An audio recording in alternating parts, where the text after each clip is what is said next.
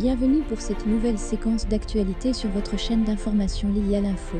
Avant tout, je vous prie de vous abonner en cliquant sur le bouton rouge et activer la cloche de notification. Likez et partagez. Kobnan Kwasi Adjoumani, porte-parole principal du RHDP, donne son avis sur le retour de Gbagbo et lance un appel au GOR.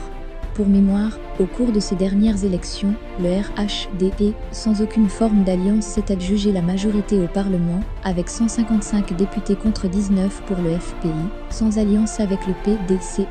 Ce ne sont donc pas les élucubrations grossières et mensongères du journaliste Norbert Navarro qui changeront ou influenceront la donne politique. Car la popularité se mesure à travers les urnes et non dans les foules. Pour tout dire, si M. Gbagbo rentre en Côte d'Ivoire, c'est bien parce que le président Alassane Ouattara l'a voulu.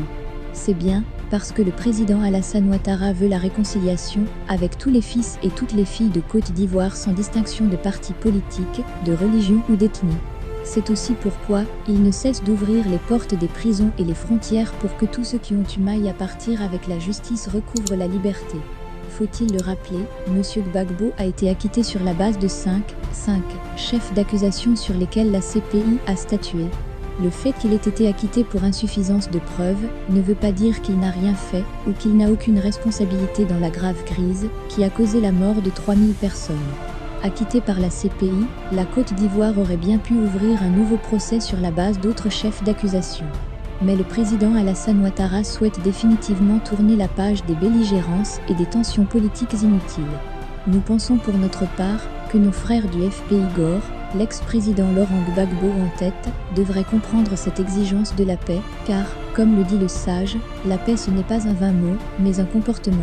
Plutôt que de vouloir rentrer en Côte d'Ivoire, comme un héros national, avec un trophée à la main, M. Laurent Gbagbo aurait pu comprendre que le contexte de la réconciliation nationale requiert une attitude d'humilité et de retenue. Il ne devrait en aucun cas enfiler la casquette du héros national, toute chose qui serait synonyme de provocation ou de moquerie au regard des victimes de la crise post-électorale. Dans le cas d'espèce, la sagesse et la responsabilité devraient conduire M. Laurent Gbagbo et ses partisans à mettre de l'eau dans leur vin, car l'essentiel ici c'est son retour apaisé et sécurisé dans un esprit de recueillement et de pardon.